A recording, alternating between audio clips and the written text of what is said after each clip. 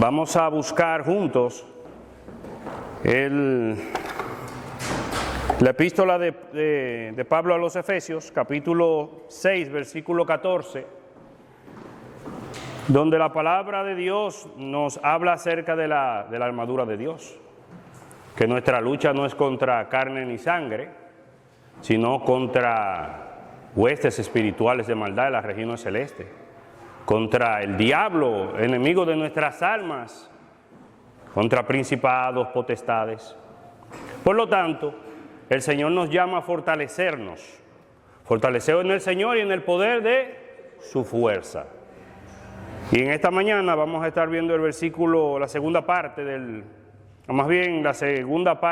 en cuanto al cinturón de la verdad, que hemos titulado Un corazón íntegro como cinturón de la voluntad. Y dice así el versículo 14: Está pues firmes, ceñidos vuestros lomos con la verdad, y vestido con la coraza de justicia. Que Dios mediante, esa la veremos en una próxima ocasión. Así que vamos a orar por esto, para que el Señor nos conceda luz, claridad, para saber su voluntad. Amén. Oremos. Señor, te damos gracias por este tiempo. Te pedimos, Señor, que nos permitas escuchar tu verdad con atención, de manera sacrificial, y que tú, oh Señor, también me ayude a mí a poder expresarla de manera correcta y fielmente, Señor, conforme a tu voluntad y no a la mía. Te pedimos, Señor, que bendigas a tu iglesia, que salves, Señor, a aquellos que no te conocen, en el nombre del Señor Jesucristo. Amén, amén. La semana pasada nosotros vimos la verdad doctrinal como cinturón de la mente. El cinturón de la verdad que aparece ahí en Efesios 6:14, donde dice que debemos ceñir nuestros lomos con la verdad. Y vimos que en la epístola de Pedro se habla acerca de los lomos de vuestra mente, de vuestro espíritu, que vuestro hombre interior sea fortalecido, esté bien cimentado, bien anclado en la verdad de Dios. Y esta es la primera pieza de la armadura, los lomos, la mente, el espíritu, protegerlo, fortalecerlo de los ataques de Satanás mediante la falsedad y el temor. La verdad doctrinal, que es la palabra de Dios, debe ceñirse firmemente para resistir las falsas enseñanzas, las tradiciones humanas que se mezclan con la verdad y emocionalismo que justifican el pecado, como también el relativismo de que todas las religiones agradan a Dios y el romanticismo que excusa también las prácticas que son en contra del modelo dado por Dios para la vida que agrada a Dios. Entonces, fundamentar el juicio, nuestra mente en las Escrituras, requiere abrazarla con sinceridad, seguir el ministerio equilibrado de doctrina y aplicación, evitar la dependencia en hombres, rechazar la curiosidad malsana y buscarla con humildad, manteniéndola hasta la muerte, incluso ante la persecución. El contexto y origen y completud de la armadura. La batalla espiritual no es contra carne ni sangre, sino contra potestades. La armadura proviene del guerrero divino, que es nuestro Dios, como vimos en Isaías, cumplido perfectamente en Cristo. El cinturón romano ajustaba la túnica y protegía los lomos y sostenía las armas.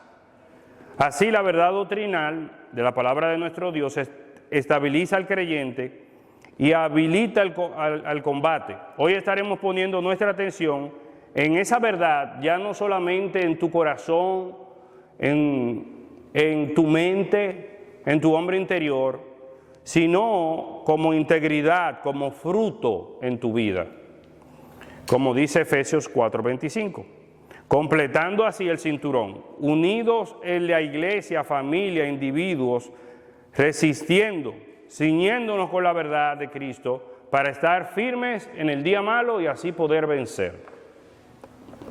Ahora la pregunta es, ¿qué significa tener un corazón sincero? ¿Qué significa tener un corazón sincero? En Hebreos capítulo 10, versículo 22 dice, acerquémonos con corazón sincero. Acercarse de todo corazón, no con un pedazo del corazón, no con media lealtad, sino completamente. ¿Estoy yo entero aquí ante Dios? ¿No estoy dividido? ¿Es realmente Dios mi amor, mi fe, mi esperanza? Yo recuerdo que cuando venía hablando de un curso técnico que cogí en República Dominicana, en Arte Oficios, que es eso, en un politécnico, que está ahí en la capital.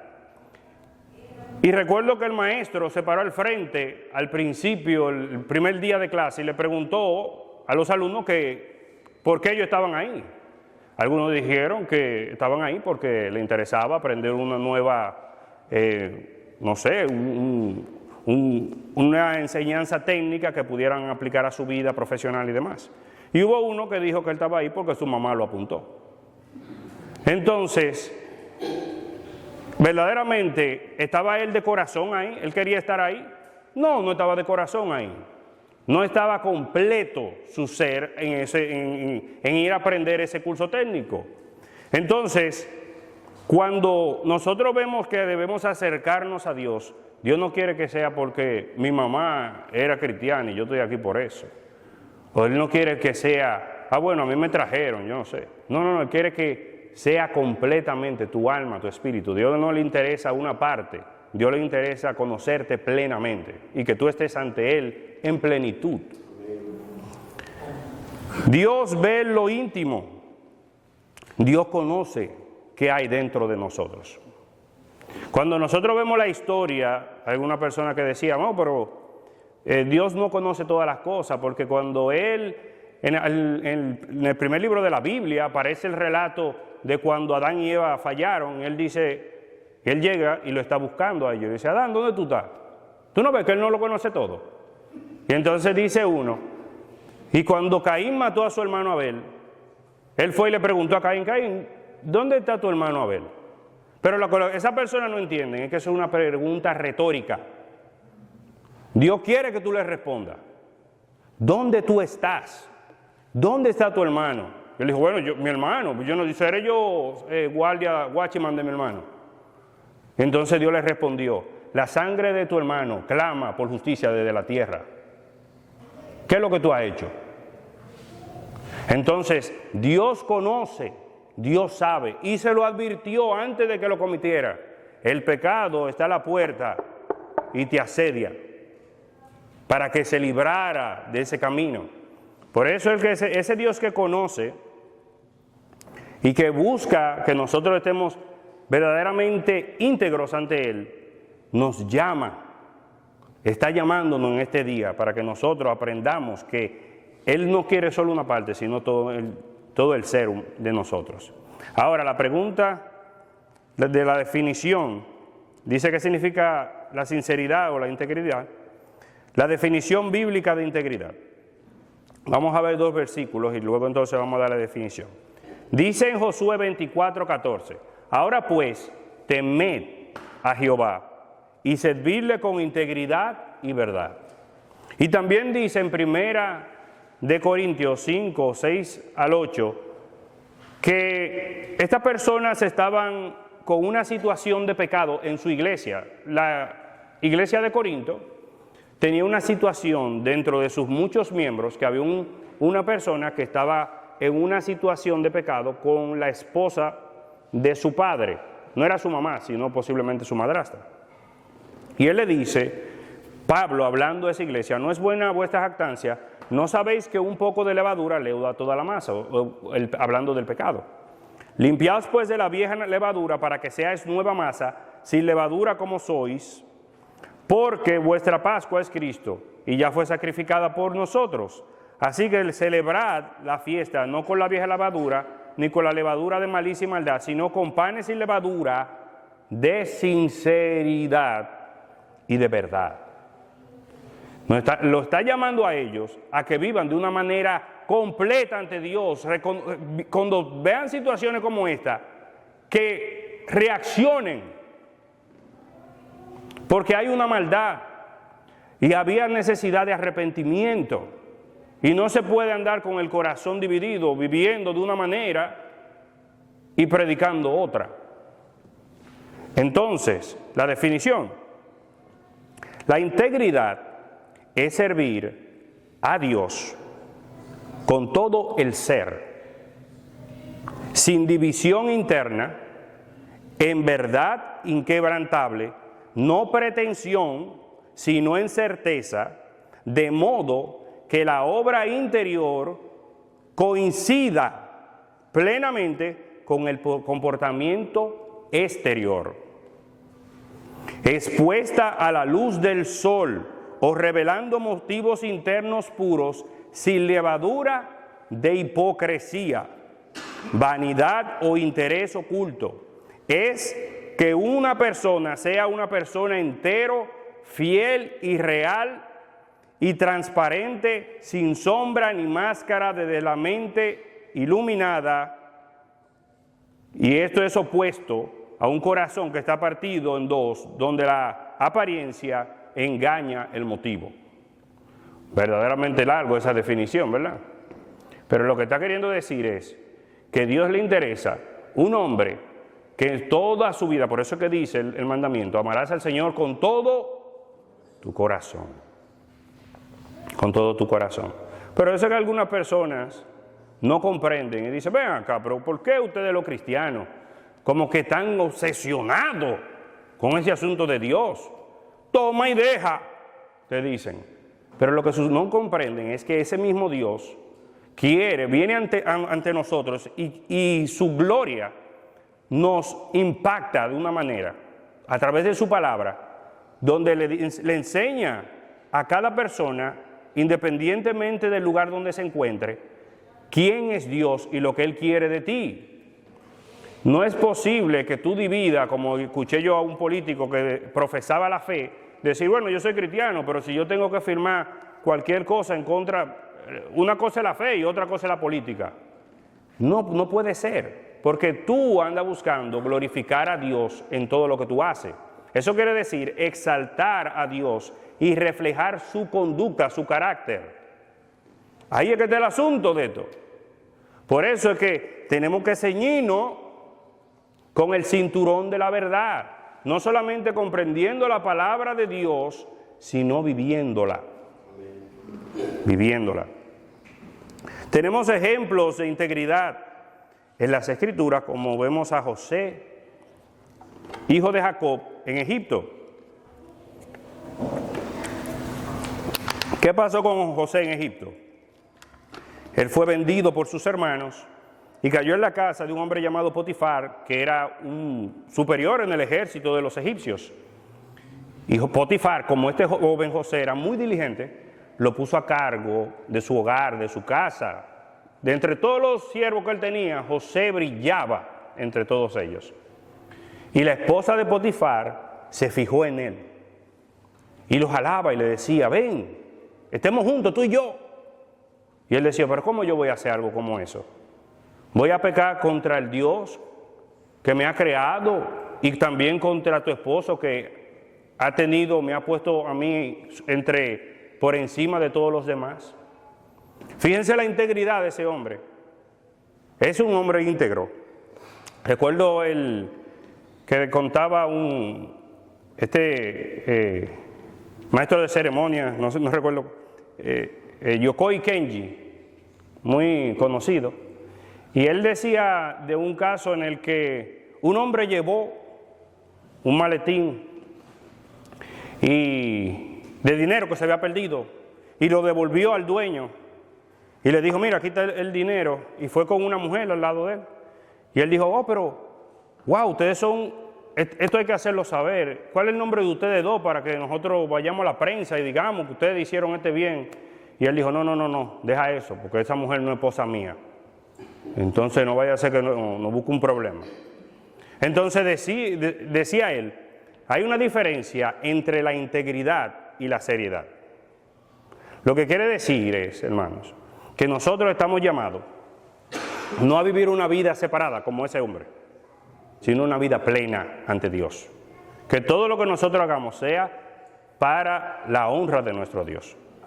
Entonces, eso es lo que sucede con José de Egipto. Y con Nicodemo también. Nicodemo fue uno del Señor Jesucristo de noche, arriesgándose al juicio de los contemporáneos de él, y él no era una persona cualquiera, era uno de los principales en el Sanedrín, que en su tiempo eran los gobernantes entre los judíos de su época. Y muchos ya habían determinado que si alguien decía que Jesús era el Cristo, fuera expulsado de la comunidad. Y él fue y le dijo, Señor, nosotros sabemos que tú has venido de Dios, porque nadie puede hacer la cosa que tú haces si Dios no está contigo. Y él fue, ¿por qué? Porque él quería conocer la verdad. Hay personas que no le interesan, porque tienen ya su mente hecha. No, yo lo sé, yo no quiero escuchar absolutamente nada. Pero fíjense lo que sucedió. Generalmente el 31, que la sociedad celebra, el día de Halloween, es el día de la Reforma Protestante. ¿Qué sucede en la Reforma Protestante? Martín Lutero, impactado por la enseñanza de las Escrituras, estructura 95 tesis, la pone en la puerta de la iglesia en Wittenberg, en Alemania, en latín. El latín era la lengua de los estudiosos. La persona común que pasaba por ahí no lo iba a entender, porque él estaba interesado en traer a la mesa, entre la iglesia, explíquenme esto, porque las Escrituras enseñan esto y nosotros estamos practicando otra cosa. Entonces, el fin y el propósito nuestro debe de ser que nuestra conducta esté trazada por la verdad de Dios. Entonces, de esa misma manera sucedió con Nicodemo. Nicodemo no quería simplemente ser un jefe entre los fariseos, sino que él andaba buscando que su conducta y su práctica sean conforme a Dios. No basta con simplemente yo decir, no, yo quiero ser todo lo que practicó mi mamá o todo lo que practica mi denominación, eso es lo que yo quiero ser, y todo lo que se salga de eso es una herejía. No, nosotros tenemos que tener una mente bíblica, gobernada por la palabra de Dios, transformada, que como constantemente nos vamos transformando a la imagen del que nos creó, que es el Señor Jesucristo, porque la palabra es un reflejo de nuestro Señor. Entonces, hay un ejemplo de integridad que aparece en la historia, y es de un hombre que se llamaba Espartaco. Espartaco fue un hombre tracio de nacimiento libre. Tracia corresponde al suroeste de Bulgaria, cerca de Turquía, un territorio agreste que forjó su espíritu indoblegable. Fue vendido como un esclavo, como José, entrenado como gladiador en Capua, que era la segunda ciudad en importancia en el Imperio Romano en su tiempo, a 200 kilómetros de Roma, la misma distancia que hay entre Boston y Connecticut. Pero indignado por las humillaciones romanas, lideró la fuga de 70 compañeros armados con cuchillo de cocina, desatando la tercera guerra servil. Durante 2 años mantuvo en jaque al Senado romano, prometiendo tierras a sus hombres, instruyéndolos en tácticas de combate y forjando una comunidad de dignidad. Frente a las legiones de Craso, más de 50,000 soldados, rechazó toda oferta de rendición y prefirió la crucifixión en la Vía Apia antes de volver a la esclavitud. Ese hombre puso en jaque el Imperio Romano completo por 2 años. Y cuando le ofrecieron, Espartaco, estate tranquilo, te vamos a ofrecer tal cosa, deja eso así, a la gente que tú le prometiste, olvídate, tú eres el que va a estar bien. Él dijo, no. ¿Por qué? Porque era un hombre íntegro. Dijo, yo no voy a ceder a eso. Yo le prometí algo a estos hombres. Y nosotros, aunque yo me muera, yo voy a seguir por ahí. O sea, yo no estoy diciendo si hubo justicia o no. Yo lo que estoy diciendo es que hubo una mente que fue fiel a lo que él prometió. Diferente a este hombre, hay otro ejemplo que es de una compañía que se llamaba Enron, líder en comercio de energía y séptima en la revista Fortune. Tenía a dos hombres, uno apellido Ley y otro Skilly, que predicaban transparencia mientras ocultaban miles de millones en deuda fuera de los registros de contabilidad de la empresa. El colapso en el 2001 eliminó 30,000 empleos y evaporó las pensiones de todos los trabajadores, porque esta gente vendían codicia disfrazada de integridad. O sea, vemos dos ejemplos donde la integridad, uno que se mantuvo y otro que vendían una imagen que ni siquiera era real, donde mucha gente, millones, fueron perjudicados. Decía un filósofo francés de nombre François de la Rochefoucauld: si examináramos la causa de nuestras acciones más generosas, descubriríamos con frecuencia que son el resultado de la vanidad o interés más que de la virtud. Una acción generosa, wow, pero qué bueno esa persona. Pero si tú vas y profundizas, entonces dice él, lo que tú encuentras dentro es la vanidad o el interés. ¿Qué es lo que anda buscando fulano que anda haciendo eso? Ven que yo te quiero ayudar. Wow, qué buena gente. Y por atrás tiene una intención, lo voy a ayudar, pero lo voy a quitar tal cosa. No hay integridad. Una cosa es lo que dice y otra es la que están pensando hacer. Ahora, ¿de qué habla este filósofo? Hay una falsificación de la integridad, que es la moralidad o la seriedad humana, y que no es renovada. Se aprovecha de su semejante en este mundo y pareciera ser que es noble, pero entonces no da gloria a Dios. Es como si fuera una falsificación de la integridad que Dios manda. Vemos eso en varios personajes de la Biblia, como Abimelech y Amor, que violó a Dina y después entonces de que lo hizo, entonces quiso congraciarse diciendo, no, vamos a unir a la familia. Pero este hombre es muy digno, pero mira lo que hizo primero.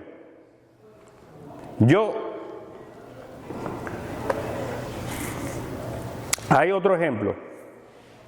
Hay personas que no andan buscando la gloria de Dios, pero andan justificando los pecados.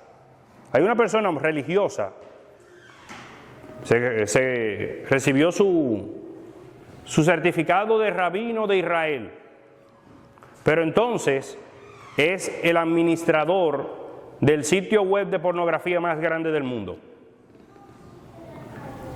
Como el Señor Jesús decía, que el pecado del adulterio no solamente era el hecho de cometerlo, sino también lo que estaba en tu ojo, lo que tú hacías en tu corazón. La religión del corazón es lo que el Señor anda buscando. Pero hay muchas personas, todavía al día de hoy, que piensan que pueden tener esa división. No. Lo mismo también se sabe de muchos narcotraficantes, que si uno pregunta en el pueblo donde ellos vivían, todo el mundo lo amaba y lo quería. Porque daban, hacían obras de caridad aquí y allá. Entonces, pero aunque lo que hacían terminaban dañando a millones de personas. Entonces, nosotros tenemos que ver algo que es la rectitud cristiana. Vamos a ver la rectitud cristiana, rápidamente. Es una planta que solo crece en el jardín de Cristo. Es una integridad divina.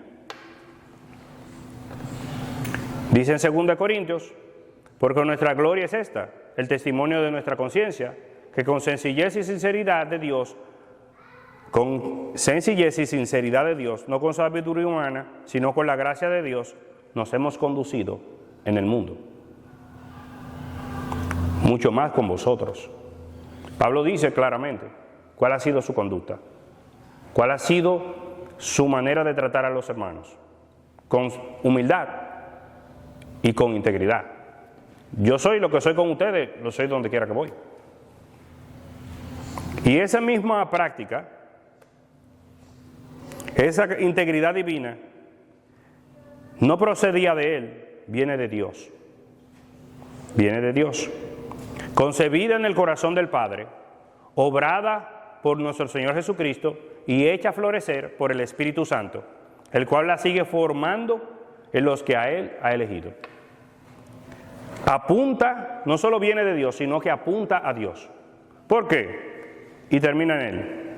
Porque nuestra meta es amarlo a Él con todo nuestro corazón y en espíritu y según la verdad. O sea, fíjense cómo el Señor Jesucristo le habló a la mujer de Samaria acerca justamente de eso. Ella le dijo, mira, la hora viene y ahora es cuando los verdaderos adoradores. ¿Tú quieres ser un verdadero adorador? ¿Cuáles son las características del verdadero adorador? Aquellos que adoran al Padre en espíritu y en verdad. Una adoración verdadera, una adoración que es conforme a Dios, conforme a la verdad de Dios, no el Dios que tú te imaginas. Porque dice las Escrituras que hubieron en el tiempo pasado muchos hombres que se hicieron dioses conforme a sus corazones. Los griegos tenían un dios del vino, tenían un dios de esto, un dios de lo otro, un dios de la fiesta. No, eso no es así. Nosotros somos los que somos imagen de Dios. Nosotros, por eso es que nosotros no necesitamos una estatua, porque nosotros somos la estatua. Amén. Nosotros somos esa estatua. Y esa estatua tiene que reflejar la imagen del que lo creó. Amén. Eso es así. Cuidado con la tentación del mundo. El mundo nos seduce.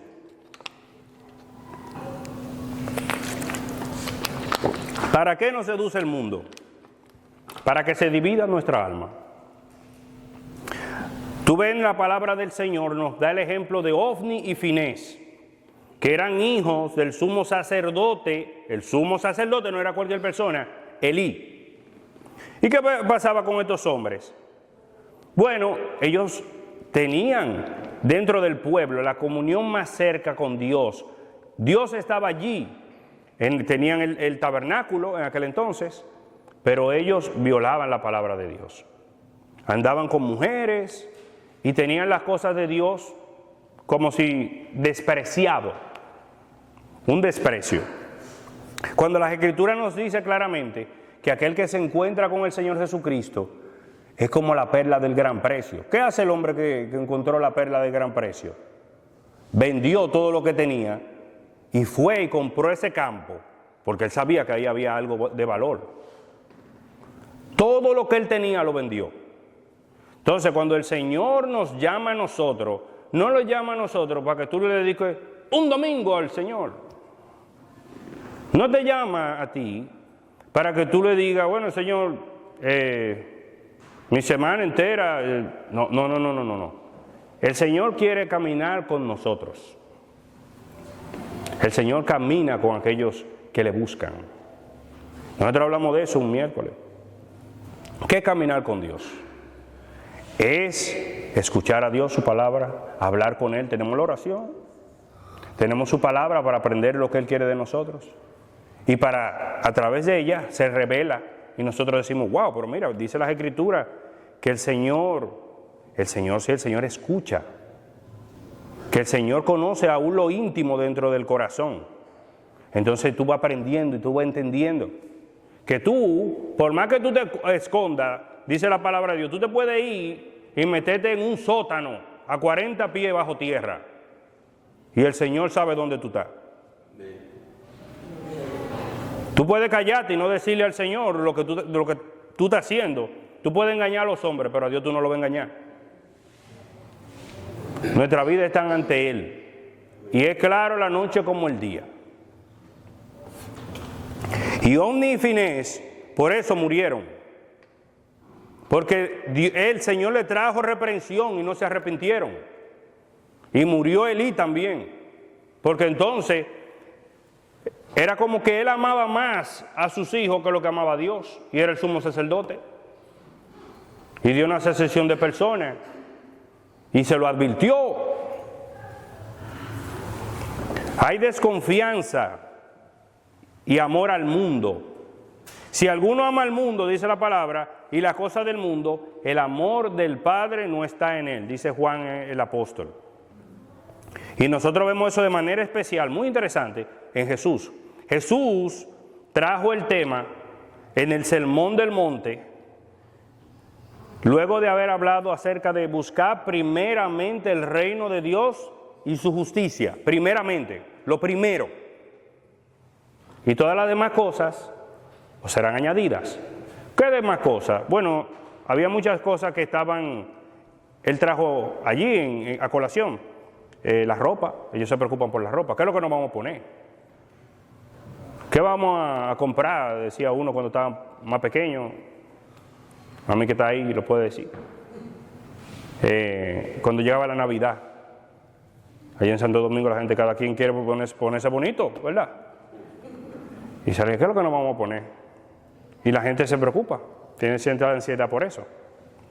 ¿Qué vamos a comer? Aquí en esta casa no hay comida. O sea, son situaciones reales, afán y ansiedad. Y dice él que en medio de ese contexto trae el asunto acerca de Dios y Mamón, que es la riqueza. Y dice que nadie puede servir a dos señores, porque amará a uno y aborrecerá al otro. Como el caso de Elías, que también le dijo a Israel, oiga, decidan ustedes hoy a quién es que ustedes van a servir. Si Dios, si Jehová es Dios, sirvan a Jehová. Si es Baal, sírvanle a él. Porque el corazón estaba dividido y había un menosprecio por la verdad. Y lo mismo sucedió con Jacob cuando tenía dos esposas, a Raquel y a Lea. Raquel él amaba y a Lea despreciaba. Entonces hay un corazón dividido, producto de que tiene ansiedad acerca de lo que va a suceder y anda buscando quizá cómo resolver situaciones a través de su propio medio y no confía plenamente en que Dios pueda resolver situaciones. Hay un problema de confianza en Dios. En las promesas de Dios no hay confianza total. No descansa su corazón en Dios plenamente. Por eso cuando alguna vez uno le dice a una persona, yo ¿cuándo que te va a convertir? Que no sé. Porque no confía en Dios todavía. No ha confiado. Hay un momento en que la persona dice, Señor, sí, ven, cámbiame, transfórmame. Y se pone ante el Señor, ya, todo lo que yo soy es tuyo. Mi mente, mi corazón, mi familia, mi trabajo, todo, Señor, te lo entrego a ti. Y dice, Señor, yo no puedo más. Haz lo que tú, haz conforme a tu voluntad en mi vida. Entonces, eso es la entrega completa. Y eso es lo que el Señor anda buscando. Que nosotros comprendamos, aún entre los cristianos. Cuando que nosotros comprendamos, mi familia, mis hijos, mi esposo, mi esposa, las situaciones que me preocupan.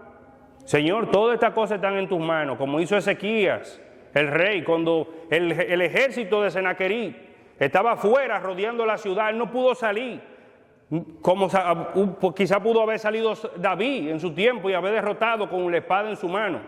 Él tuvo que poner las cartas de amenaza del rey de Asiria a la presencia de Dios. Señor, mira lo que él está diciendo. Ten misericordia de nosotros, ayúdanos. Y el Señor ayudó a Judá y consoló al pueblo y se llevó a Senaquerib y él lo mató por allá por la mano de sus enemigos. Entonces, de la misma manera, nosotros tenemos, en medio de la situación difícil que nosotros tenemos ante nosotros, tenemos que aprender a confiar en Dios. Tenemos que confiar en el Señor. Eso es lo que nos manda la palabra, para que el corazón no esté dividido. ¿Y por qué no debería estar el corazón así? Porque entonces, ¿cómo nosotros podemos agradar al Señor? ¿Estamos violando el primer mandamiento? Porque Él quiere la plenitud nuestra, que nosotros aprendemos a confiar, a esperar en Él. No, nosotros alguna vez estamos muy ocupados de realmente si vamos a depositar nuestra fe en Él, si vamos a poner nuestra esperanza en Dios. Entonces, ¿qué podemos decir? El Señor dice en ese pasaje, miren, observen, miren los lirios del campo. Él no le dice, simplemente no, él dice, miren, observen, miren los lirios del campo. Ni aun Salomón se vistió como ellos. Y los pajaritos que están ahí afuera, que son alimentados, a ellos no les falta la comida. Y dice, ¿cuánto más no valen ustedes, más que todos esos seres? Entonces, más que los pajaritos, más que los lirios, ustedes valen mucho más. Pero nosotros algunas veces tenemos que pasar por situaciones para que nosotros nos demos cuenta que realmente Dios tiene control de todas las cosas. Nosotros estamos algunas veces preocupados aquí, mira que la renta es demasiado cara. Y el Señor nos mostrará en su momento que Él tiene el control de todas las cosas, que no es de nosotros, que la batalla es de Él. Y aún en medio de situaciones difíciles, de enfermedad y de muerte, el Señor trae consuelo y ánimo.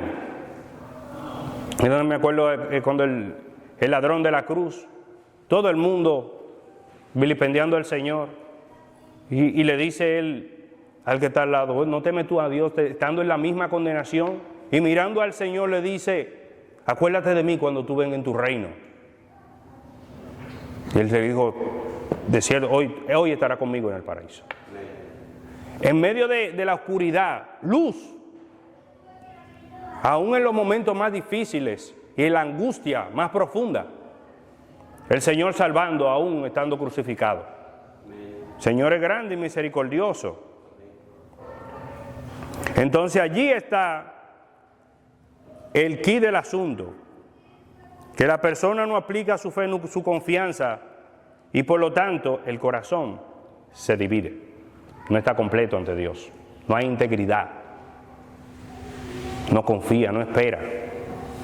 Y eso afecta nuestro testimonio con nuestra familia, los esposos. Tú te pones a beber acá, y fulano verdaderamente cree en Dios. Los hijos te están mirando, la persona de tu trabajo. Si tú te mantienes fiel, si lo que tú estás predicando es lo que tú estás viviendo, y comienzan a decir, míralo aquí, míralo allá. Ahora, muchas veces también el diablo utiliza gente. Pero nosotros sabemos, y hay algo muy interesante en ese tema de la integridad, de que el Señor, la integridad, como el Señor conoce el corazón, eso no quiere decir que todo lo que tú haces, tú lo haces bien. Porque, bueno, hay un ejemplo que nosotros vemos en las Escrituras, donde nos habla de Elías. Sí, Elías. Elías fue a la presencia del Señor y le dijo, Señor, solamente yo he quedado. Han acabado con tu profeta, han acabado con todo el mundo aquí. Lo que son Jezabel y Acab han matado a tus profetas. ¿Y qué le dice el Señor? Yo me he reservado 7,000 hombres que no han doblado sus rodillas ante Baal. ¿Y cómo es así? Que algunas veces uno dice, pero si hay hombres verdaderos, tienen todo que ser como Elías, con ese mismo fuego y esa misma llama. Pero dice el Señor, no apagaré el pábilo que humea, ni quebraré la caña cascada. ¿Qué quiere decir eso? Eso quiere decir que hay muchas personas que a pesar de su débil fe, el Señor no se ha olvidado de ellos. Que a pesar de que quizás tú no eres una persona perfecto, Dios sabe que tu corazón es íntegro ante Él. El ejemplo de uno de los reyes de Israel, que se llamaba Asa. Dice la palabra de Dios de Asa. Sin embargo, los lugares altos no se quitaron en el tiempo de Asa, no se quitaron los lugares altos. Pero ¿qué dice la palabra de Dios? Con todo, el corazón de Asa fue perfecto para con Jehová toda su vida. No se dice lo mismo de Amasías, que dice, hizo lo recto ante los ojos de Jehová. En un momento él hizo lo recto, aunque no de perfecto corazón. ¿Qué quiere decir? Que hay veces que posiblemente un hombre o una mujer tenga situaciones que esté luchando, y tú dices, ven acá, esto no está correcto de aquello, pero ese hombre está esperando con humildad y con empeño delante de su Dios. No está haciendo un teatro, no está teniendo una máscara, él está esperando en el Señor. Ese hombre tiene un corazón íntegro, o esa mujer tiene un corazón íntegro ante el Señor. En cambio, hay otros que pueden estar haciendo cosas y su corazón está lejos de Dios, y el Señor lo conoce. Entonces, ¿nosotros qué debemos de aprender de esto? El Señor prefirió, dice el profeta Jeremías, destruir el templo en tiempos de los caldeos. Él prefirió destruir el templo de Jerusalén antes de seguir permitiendo, fíjense lo serio del asunto, que haya una religión donde, dice Jeremías, hurtaban, mataban, adulteraban, juraban en falso, incensaban a los Baales y a otros dioses extraños. Entonces vendré y presentaré de mí en mi casa, sobre la cual es invocado mi nombre, y diréis, librados somos para seguir haciendo todas estas abominaciones. ¿Qué pasa al final? Dice, haré a esta casa sobre la cual es invocado mi nombre, en la cual vosotros confiáis, y en este lugar que di a vosotros y a vuestros padres, como hice a Silo. Lo destruyó completamente. Dios no le anda buscando actores de película. Dios anda buscando hombres y mujeres de verdad que teman su nombre. Y lo mismo sucedió con los fariseos. No, es mejor que muera este hombre que toda la ciudad, todo el pueblo perezca y que destruya nuestro lugar santo. Ajá. Lo que el impío teme, eso le vendrá. Todo el templo, conforme a las palabras de Jesús, fue destruido en el año 70. Vinieron los romanos, destruyeron el templo y destruyeron a los judíos. Hasta el día de hoy, 2000 años después, es que volvieron a la tierra. O sea, y Jesús le dijo a ellos claramente, y lloró. No fue que Jesús se alegró, no, Jesús lloró. Y dijo, ¿cómo ustedes no se dan cuenta del tiempo de vuestra visitación? A los suyos vino y los suyos no les recibieron. Pero entonces dice, para los que les recibieron, a los que creen en su nombre, le dio la potestad, el derecho de ser llamados hijos de Dios. Y es allí, hermanos, lo que nosotros hemos sido llamados. Y nos dice que nos libremos de la levadura de los fariseos y que aprendamos como nuestro Señor Jesucristo, a ser humilde de corazón y ser sinceros, reflejar esa misma característica de Dios, de la integridad, que sea reflejada en nosotros.